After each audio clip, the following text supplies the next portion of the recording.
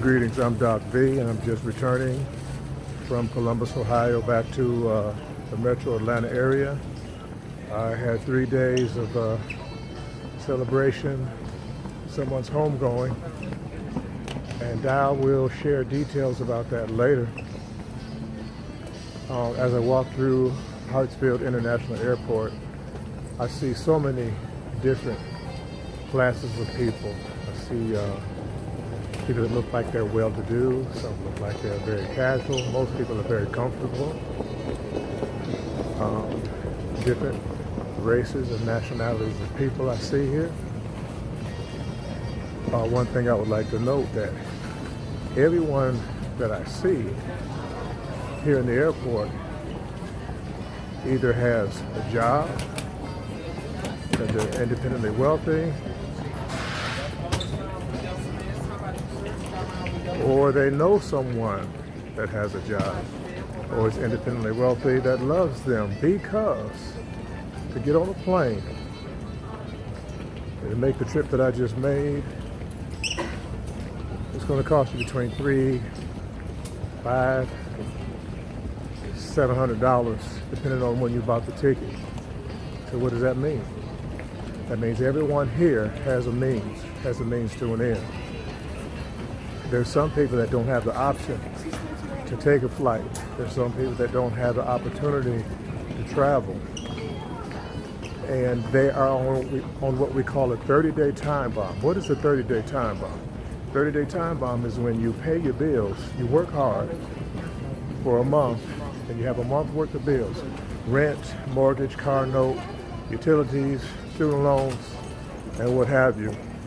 And you pay those bills, and then you jump back in the water again and you swim again for 30 more days.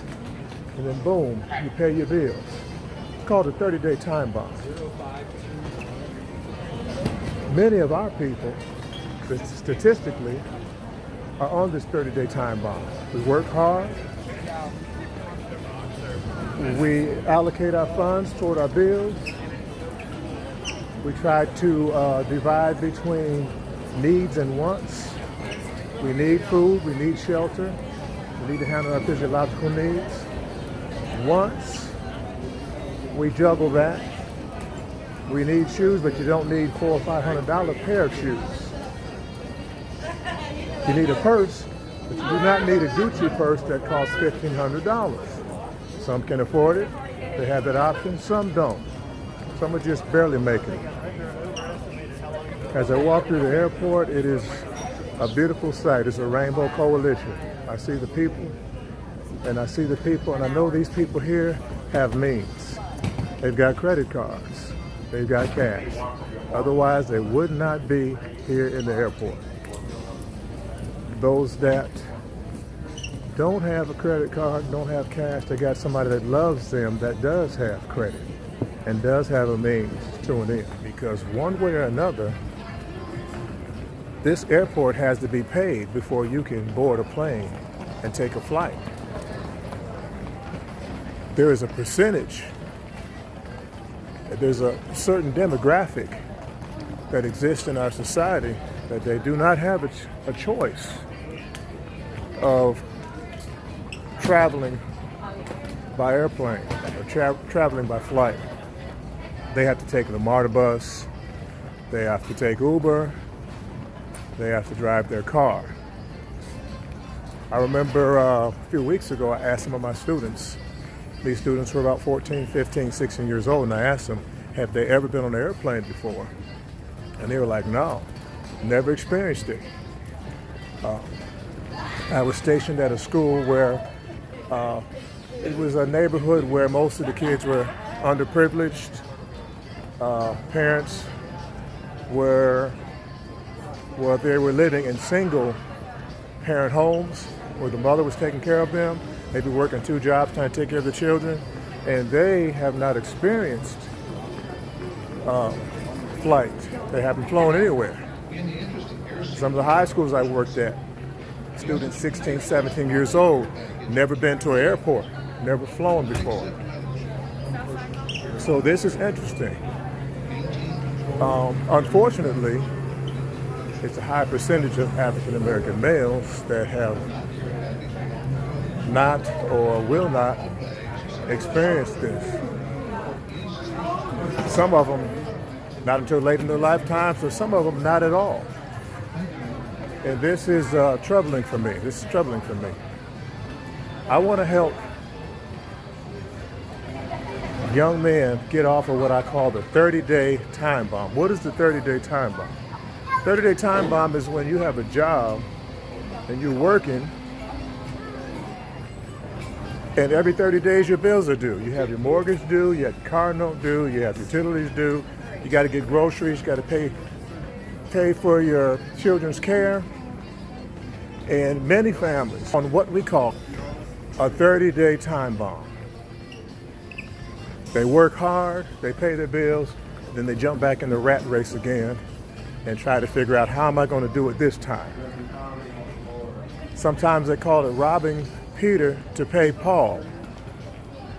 We can't pay the whole car note this month because the utilities are high, so let's get the utilities caught up and then catch up the car note later. And that catching up later puts your credit behind, which ultimately affects your credit report, which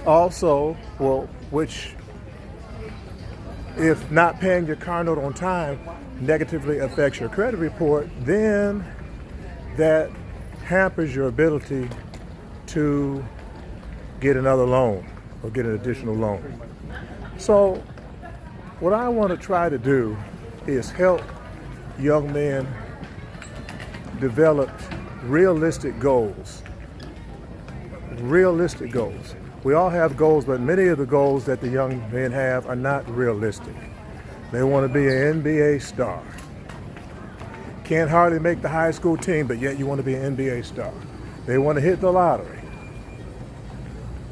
The probabilities of that, slim to none. They want to sing. They can't even sing in the church choir, but yet they want to be a famous singer. They want to act. They act every time the teacher asks them, where's your assignment? Why didn't you turn it in? Then they put on an act.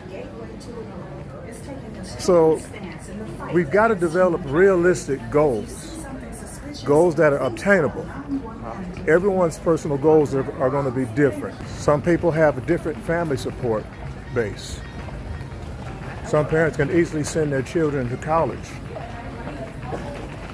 Some kids don't have the ability to get through a rigorous post-educational program. So what are the other options for these people? This is what I'm going to be talking about on the next broadcast. We're going to talk about steps. We're going to talk about realistic goals and realistic plans. I'm hoping that you all will tune in to the follow-up of this video. We're going to talk about how you can go from the 30-day time bomb to a position where when you want to travel or you need to travel, you just get your credit card and you just buy a ticket, get in your car and you ride up to the airport, you get on the plane and you travel. A lot of people here at the airport, they take this luxury, they take this ability for granted. But there's a demographic, a percentage of people, and unfortunately a high percent of African American males that do not get on the plane. They cannot get on the plane. And most of the ones you see at the airport are working at the airport. We're going to address this. We're going to find out what kind of goals we can put in place, realistic goals we can put in place to move us to a stronger financial economic position. We're going to talk about how to move from that 30-day time bomb into prosperity and into having more choices and more opportunities. We're going to talk about that. We're going to discuss that. One more thing I'd like to cover before I leave you today. When you are born, when you come from the hospital and mother gave birth to you, you are issued a tax ID number or social security number, which identifies you for the rest of your life. This tax ID number or social security number identifies you and allows you to apply for jobs, allows you to apply for armed services, allows you to get a loan. And without this tax ID number, you cannot do these things. You are a marked man. You're marked for life once you were born in the United States and issued this social security number. So those that think you are smarter than the law and are tempted to commit a crime, I want to detour you from that.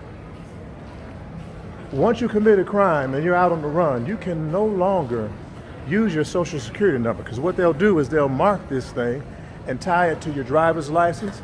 They'll tie it to your job. They'll tie it to your bank account. And you will not be able to move unless you've got cash hidden in a shoebox underneath the mattress. You will no longer be able to move.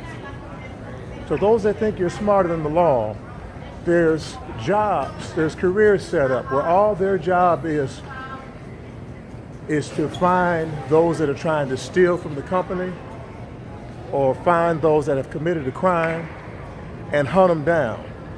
And because of technology and because of modern innovations, they do a good job. When you commit a crime and they know who you are, then it's 99% chance they're going to find you and they're going to track you down. I'm trying to warn you that technology and innovations are in place to stop the madness. Let me give you a quick example. When I returned my car to the rental spot up in Columbus, Ohio, I pulled in and I got out of the car and the guy just waved and said, "Park it there." I got out and parked the car and I'm waiting for the man to bring me my receipt and to give me a paper to sign, but he's just sitting there parking other cars. I'm like, what is he doing? So I see people parking their cars and walking. So I say, okay, let me park my car and let me just walk. So I'm walking, no one's handing me any receipts, no one's handing me any paperwork. So I'm leaving and I'm walking out of the place and I'm like, well, what about the $400 I put down on the car to rent the car for 3 days? Do I get my deposit back? Who do I talk to? So I was walking out and I said, I need to talk to somebody. So I knocked on the glass and a lady was there and I said, "Ma'am, I brought a car back." She said, "Yes, we know, Mr. Shores." I was like, "How you know my name?" She said, "Because we saw you bring the car back." I said, "But there was no paperwork." Let me tell you what happened. Every car, and I was in a 2023 Mazda, it was nice. Every car has a tracking device on it. When you pull in to the dock, the computer reads the tracking device and they say, "Vaughn Shores has arrived." And I'm like, whoa. And they said, automatically your credit card is handled, your deposit returned, and a receipt sent back to you through your email. Modern technology. Modern technology is a wonderful thing. It's an incredible thing. And with technology, you can be promoted, put on a job, led, directed, informed. You can also be convicted and put in jail if you're doing the wrong thing. I'm Doc V. We're going to talk about more of this. We're going to talk about how this affects so many lives in a positive way and in a negative way. Thank you for walking with me to the shuttle car. I'm Doc V, and I'll talk with you later.